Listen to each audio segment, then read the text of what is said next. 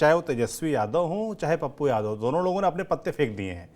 पप्पू यादव साफ तौर पर स्मार्टली खेल रहे हैं, वो राहुल गांधी को प्रधानमंत्री बनाने की बात कर रहे हैं। वो चाहते हैं कि जो एंटी बीजेपी वोट है उनको वो राहुल गांधी का नाम दिखाकर या बीजेपी का विरोध दिखाकर उनको मिल जाए। और तेजस्वी भी इसीलिए चले गए वहां पर कि पप्पू यादव जो स्मार्टली गेम खेल रहे हैं उसमें वो सफल ना हो जाएं और लोगों के बीच ये मैसेज रहे कि हमारा प्रत्याशी, उसके पीछे हम मजबूती से खड़े हैं। तो दो लोगों ने अपनी चाल चल दी। अब कांग्रेस की बारी है। कांग्रेस का क्या स्टैंड रहने वाला है, उसकी रणनीति क्या होगी? तेजस्वी ने रणनीति साफ कर दी है। पप्पू यादव लगातार अपने पत्ते चल रहे हैं, लोगों से मिल रहे हैं, एक्टिव हैं और अपने आप लामबंदी कर रहे हैं कि बीजेपी एंटी जो वोट है वो मुझको मिल जाए, आरजेडी के पक्ष में ना जाए। तो अब कांग्रेस की रणनीति क्या है, इसके बारे में बताइए पंकज जी। देखिए, कांग्रेस की रणनीति ये बहुत साफ है। कांग्रेस की रणनीति ये है कि कांग्रेस कहेगी कि पप्पू यादव ने हमारी सदस्यता तो ली नहीं है औपचारिक तौर पर जी, तो हम उनको सस्पेंड क्या करें। कांग्रेस ज्यादा से ज्यादा ये करेगी कि परोक्ष, देखिए कांग्रेस का अपना उस तरह का जनाधार तो है नहीं। हाँ, ये बात और है कि अब मुसलमान कांग्रेस की तरफ एक उम्मीद से देखने लगे सालों बाद। ये कर्नाटक चुनाव में भी दिखा, तेलंगाना में भी दिखा, आप उत्तर प्रदेश का जो म्युनिसिपैलिटी का इलेक्शन था, नगर निकाय चुनाव था, उन सब में भी ऐसा दिखाई और यही गठबंधन कारण भी रहा यूपी बिहार में, मुस्लिम वोट ना बटे। यही गठबंधन की वजह भी है। अब ऐसे में सवाल उठता है कि कांग्रेस कहेगी अब उनका जो मन है करें, कांग्रेस का साथ नहीं है। और ये आरजेडी भी कोशिश करेगी कि कांग्रेस के नेताओं पर दबाव डाल करके बुलवाए कि आप बीमा भारती को वोट दें, पप्पू यादव हमारे उम्मीदवार नहीं। सवाल यह है कि आरजेडी कोशिश करेगी कि राहुल गांधी का प्रोग्राम पूर्णिया में करा लिया जाए, कांग्रेस के दिग्गज नेताओं का प्रोग्राम पूर्णिया में करा करके एक मैसेज देने की कोशिश की जाए। आप देखिएगा वहां पर लालू प्रसाद यादव भी जाएंगे, तेजस्वी भी कई सभा करेंगे और सभा करके अपने उम्मीदवारों से अनाउंस करेंगे कि आप तय कर लीजिए कि आखिरकार आप किसको जिताना चाहते हैं। समझ गए?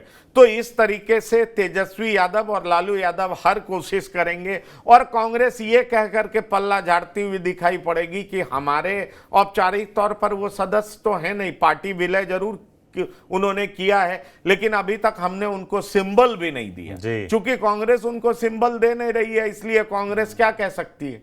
कांग्रेस कुछ कहेगी नहीं। इसलिए मुझे लगता है कि बयान से ज्यादा कांग्रेस कुछ नहीं करेगी। कांग्रेस भी देखेगी कि आखिरकार किसकी जीत होगी। लेकिन पूर्णिया में साफ दिखाई पड़ रहा है कि एक उम्मीदवार के तौर पर पप्पू यादव हैं तो दूसरे उम्मीदवार के तौर पर बीमा भारती भी हैं। अब एक तीसरा नाम मैं लेना चाहूंगा कि पप्पू यादव और बीमा भारती कल पप्पू सिंह के घर पर पहुंच जाते हैं। पप्पू सिंह कांग्रेस से एमपी भी रह चुके हैं, 2 बार एमपी रह चुके हैं, 2 बार उनकी मां एमपी रह चुकी है। राजघराने से आते हैं, राजपूत समाज से आते हैं और कहा जाता है कि सवर्णों में उनकी बड़ी अच्छी पैठ है। वैसे अन्य जातियों में भी उनकी पैठ है, क्योंकि आप ये जान लीजिए कि पिछला चुनाव भी वो लड़े थे जब मोदी लहर था तो तकरीबन 4.25 लाख वोट उनको मिला था। तो कल जो कि पप्पू सिंह के भयानक विरोधी कहे जाते हैं पप्पू यादव, वो अचानक उनके घर पहुंच गए। अब उनके घर पहुंच गए तो देखिए कि किस तरीके से पॉलिटिकली मैच्योर्ड हो चुके हैं पप्पू यादव, कि जो उनके दुश्मन कहे जाते थे उनके घर पहुंच गए और उनके घर पहुंच करके उनका साथ इन्होंने मांगा।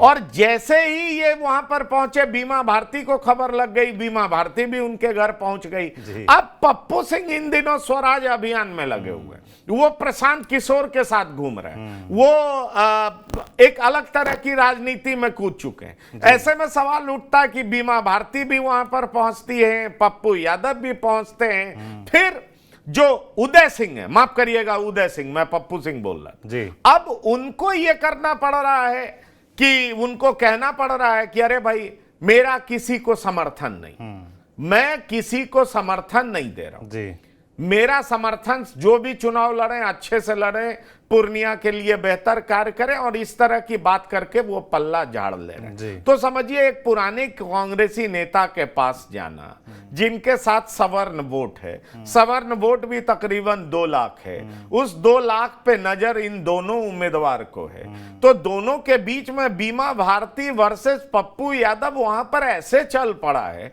कि अभी एनडीए के उम्मीदवार तो कहीं पिक्चर में ही दिखाई नहीं पड़ रहे कि वो कहां है, एनडीए उम्मीदवार क्या कर रहे हैं। अब ये हो सकता है कि इन दोनों की लड़ाई का, ये सीट एनडीए की से रही, इन दोनों की लड़ाई का फायदा उनको मिल जाए। दूर से देख के तो यही लगता है हाँ, पंकज जी कि दो लोग की लड़ाई हो में, सकता है हाँ। क्योंकि 2 बार से जीत रहे हैं, तो ऐसे में सवाल उठता है कि संतोष कुशवाहा। एंटी इनकम्बेंसी भी उनके पक्ष में हो सकता जी। है। अब ये देखना दिलचस्प होगा कि आखिरकार पूर्णिया में होता क्या है, पर पूर्णिया हॉट सीट तो बन चुका है। बिल्कुल, पूरे बिहार की नजर है, ना सिर्फ बिहार की, मुझे लगता है पूरे नॉर्थ बेल्ट में लोग उस सीट की तरफ देख रहे हैं, क्योंकि उसके बारे में जब भी बात करिए लोग दिलचस्पी लेते हैं कि पूर्णिया में आखिर क्या हो रहा है। तो कुछ कुछ तो तस्वीर साफ होती दिख रही है कि पूर्णिया में पप्पू यादव भी निर्दलीय ताल ठोक रहे हैं। कल वो नामांकन करने वाले हैं। तेजस्वी यादव अपने प्रत्याशी बीमा भारती के पक्ष में प्रचार करने वहाँ पहुँच गए हैं, नामांकन में पहुँचे हैं, एक संदेश देने का प्रयास किया है कि बिल्कुल फ्रेंडली फाइट नहीं है, हम मजबूती से लड़ रहे हैं और अपने प्रत्याशी के पीछे खड़े हैं। कांग्रेस का भी धीमे धीमे चीज़ें क्लियर हो रही हैं, या कह लीजिए कि महागठबंधन की मजबूरी है, तो उनको एक लाइन तय करके उसमें चलना ही पड़ेगा।